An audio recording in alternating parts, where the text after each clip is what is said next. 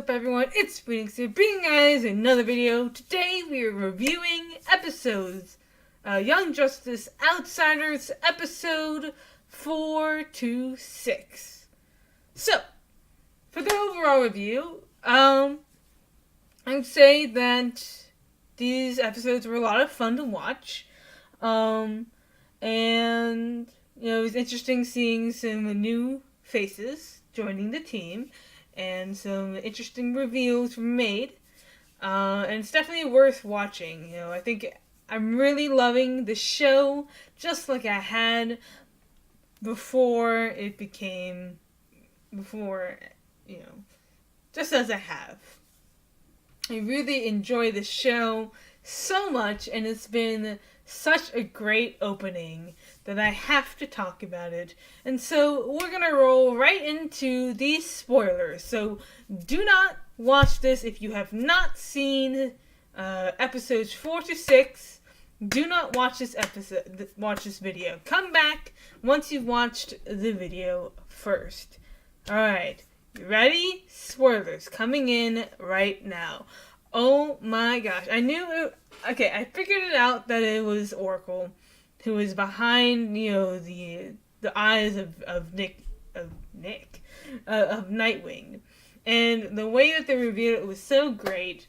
It is indeed Oracle. You get to see her first appear in episode 6, and she is great. I've always loved Barbara and Dick's relationship, because they're more than just like a one-night stand, and there's more than just, there's a lot more to the relationship than just love. There's also friendship and bonding. They grew up together, they and they understand each other, and especially as Oracle became Oracle, as Barbara became Oracle, I think their relationship really grew to something special. And I've always kind of shipped them more than Dick and Corey. Although Dick and Corey are a great couple, I do ship Barbara and Dick more, because they're more than just lovers. They are friends. They are best friends. And I think that's what makes them such a great pairing. We get to see the three Wills, or whatever, Roy's, Harper. The three Harpers were a great thing to watch. I thought it was really funny how they, in a lot of ways, they're very similar to each other, but they also have their little perks about them, little things that are slightly different, but yet they are the same person. I think it's actually kind of cool how they have all three of them there, and it's kind of funny how all three of them are from the same voice actor. One thing that I really need to talk about right away before I forget, the reveal at the end, the way the episode ended. There are three people that were introduced at the end of episode 6. There was Talia Al Ghul. There was what I assume is Damian Wayne as a baby. And the third person is the person who was at the right hand of Ra's al Ghul. And I have a theory that is Jason Todd. Yes, I believe that is Jason Todd, who will shortly become Red Hood. And oh my gosh, that reveal is so good. Like, the way that he said Dick. Well, the way that he said, Dick, he obviously recognized Dick Grayson. Or did he say Grayson? I think he said Grayson. He said Grayson. So he recognized Grayson. And, Ra's al Ghul is like, so your memory is returning. I believe, because I believe that Ra's al Ghul put Jason Todd into the Lazarus to resurrect him after, the Joker did his whole thing. And I believe that is Jason Todd, who we saw. I mean, it's pretty obvious that, I don't really see who else it would be other than Jason Todd. And I feel like that reveal was so well done. And I have a theory about Halo Girl. Halo Girl is a very interesting character. I don't really know much about her. I don't know anything about her. First of all, oh wait, we're jumping all over the place, sorry. First of all, we know that, I believe that Darkseid is the lead of the Light now. Him or Vandal Savage through Darkseid. But Darkseid is the head of the Light. And I believe that is where Terra is. I believe that is where we're going to find Terra on Apocalypse. Which is really great how we're getting this story along. It's moving along. We're getting these little details that are revealing so much about what to expect. We're getting our team together. And then Halo Girl is very interesting. She knows a lot about New Genesis. Okay? Her name is Gabrielle, but she is from Markovia, which is interesting. Or at least, she kind of is from Markovia. I think Markovia was essentially her home, but she wasn't treated right there. And so I think that she's actually from either New Genesis or Apocalypse, which would explain as to why she would know so much about them.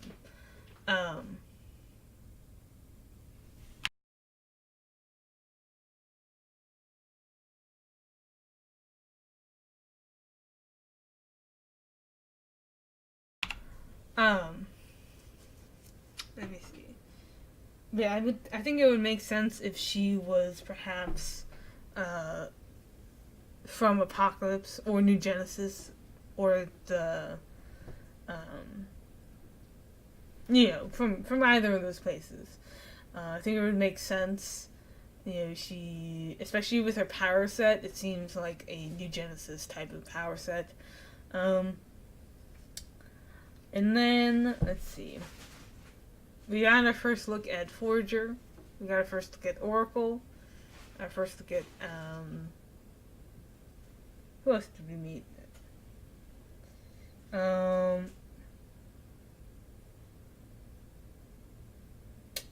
The Bad Luck Girl. I don't know her name.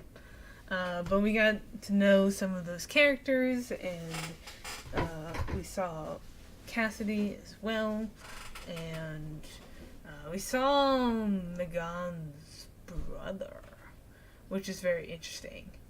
I didn't know she had a brother, but apparently she does. I think it's very interesting how they handled that. I really enjoyed these episodes, though. I thought they were really well written, really well made. There were a lot of hints and resolutions. How we saw Zatanna and her father. And that was a very touching scene that we saw.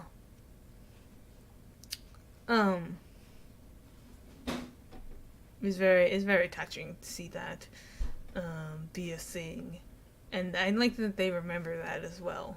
That they had these appointments for Zatanna. Let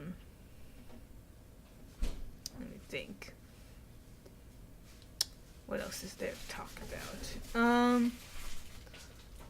There was the guy from New Genesis that we saw again. I forget his name. But it was good to see him again. Man, what's his name?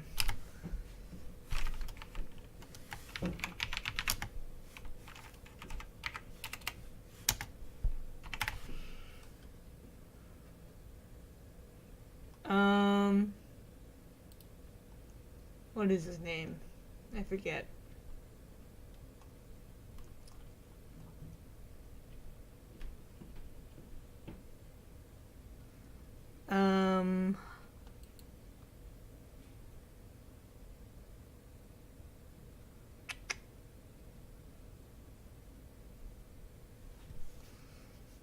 Let's see here.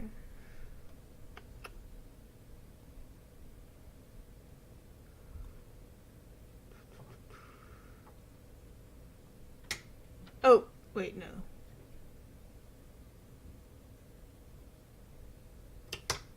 Let me see.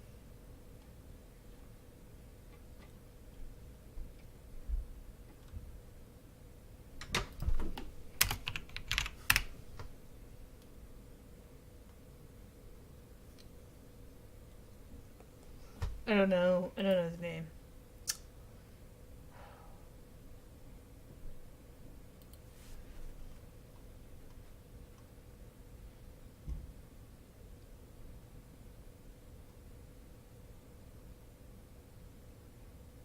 We also got hints of Tara, or Tara in a way, existing and being a thing and having Geoforce powers, which is nice. I still don't know this guy's name, but that's okay.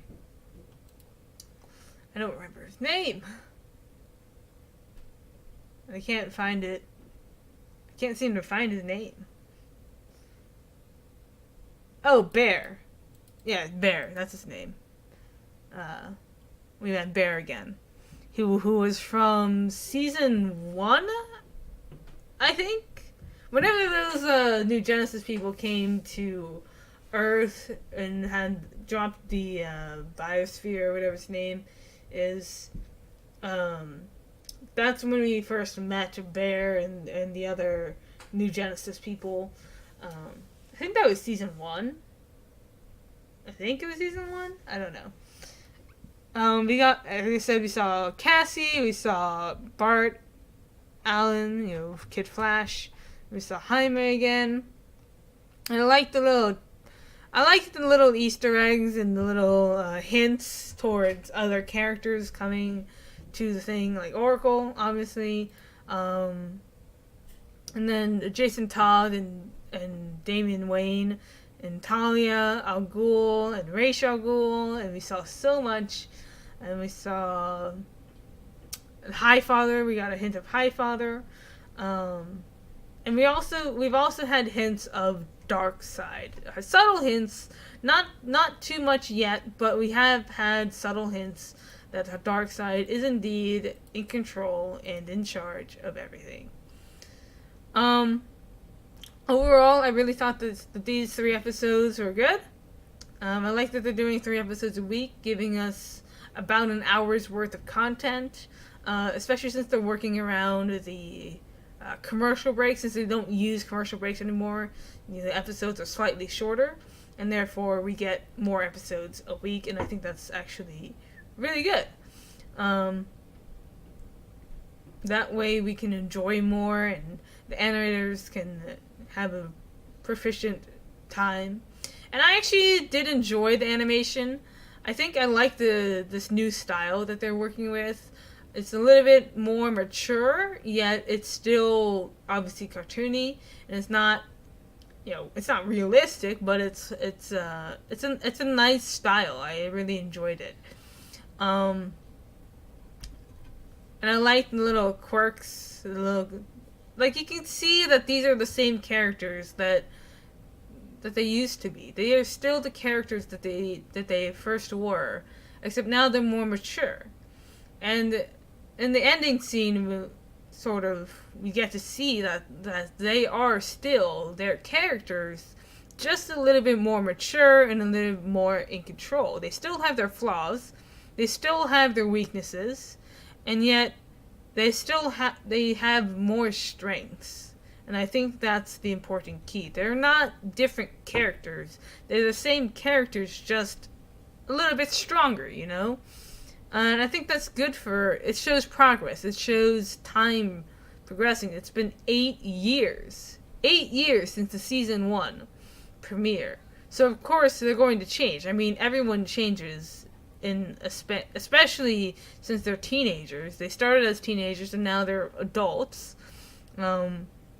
And yet you can still see traces of the characters still existing. I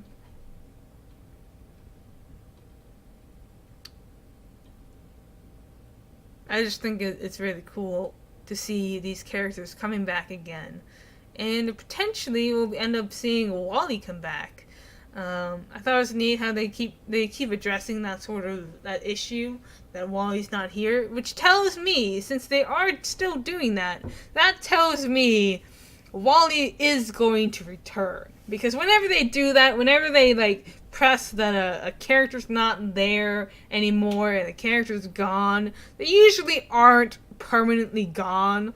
And this is kind of a trend for DC, where you mourn for a character for like a few days, and then they come back again, and then there's no more mourning. Not exactly, anyways. So I think we're definitely going to see Wally come back. I don't think it's going to be until like mid-season finale, at least the mid-season. Well, not really finale, but mid-season. I definitely think we're going to be seeing Wally return. Not at the end, but I would say mid-season is probably where we can expect him to return. But other than that, I really enjoyed it again. There's not much to talk about. Not really. I just sat down and watched all the episodes. They were enjoyable. Like I said, I enjoyed the quirks. I enjoyed the hints. But other than that, there's not really much to really delve into. Not that I can think of anyways. I like the new characters. I will say I do like the new characters. I like how we're seeing sort of foils to other characters. How Brion is very similar to Superboy, and Halo is very similar to Megan in a way. And then there's Forager, who's not really similar to anyone, but he is still a very interesting character nonetheless. I like seeing Orion, even though it wasn't really Orion. I did like seeing Orion there. I thought it was cool that they had him in there. I really want to see more of those characters coming back. The characters from the original animated series, I would really love to see come back. Like Big Barda, I would love to see Scott Free. I would love to see Granny Goodness, the Furies, get all of them in there. I would really love to see them. I'm sure they're going to be in there, but I would still love to see them. My predictions for the upcoming episodes. Well, first of all, I am predicting that we are going to be learning more about Halo. I think we're going to delve in and find out her secret. Because she seems to not want to be sharing anything, which is a little bit interesting. How she obviously remembers something, but she doesn't want to say what that is. And I think, there's probably a very valid reason for that, especially given her past. But I also predict that we will be seeing Terra, and eventually we will be going to Apocalypse, which Terra will be at. I'm sure she is at Apocalypse. I am wondering if they're going to be bringing Supergirl into this mix, because they have Superboy, right? I don't think they've had Supergirl yet. They've had Roy Harper. They've had Artemis. They've had all these characters, but we've never actually seen Supergirl, which I'm wondering if they're going to add. I mean, there are the CW shows, so we've seen Green Arrow, we've seen Roy Harper, we've seen other characters as well, but we haven't seen Supergirl. Which I actually kind of want to see what they would do with that. I think they could easily put Supergirl into this, although it's not necessarily guaranteed. I think I would like to see Supergirl, but at the same time, I'm wondering if she's going to be too much. Because we already have Superboy, and so if we have Supergirl as well, there's not really much for other team members to do. I mean, there are, but there isn't at the same time. Although it would be nice to at least have hints of her existing, or something along those lines. Again, I really loved Oracle. I can't believe that I said that I wanted Oracle in the last 3 episodes. In the last review, I said I wanted Oracle, and boom, there she is. She's there. Although we didn't get any signs of the Killing Joke, but perhaps later down the line we could get hints of how Oracle became Oracle, or Barbara became Oracle, and then in that sense have hints towards the Killing Joke. Especially since it seems that Jason is coming back. That means that we might be able to see the Joker come back, which would be quite interesting, especially if those two meet up. be like, hey, yo, the Joker killed me, and be like, hey, yo, the Joker paralyzed me. And then there's also Tim Drake, which I'm wondering if they're going to go the storyline where Tim Drake becomes Joker Jr. Because they did that in the animated series. That was the first time that they did it, I think. And it's definitely a way to make Tim a bit more interesting. I wonder if they're going to do that. Probably not. Probably not this one. At least not this season, anyways. But I would be interested to see them do that again. Because it was very emotional in the original series. In Batman the Animated Series when they did that. So I think it would be kind of interesting to see them do it again. And see where this leads the characters down from.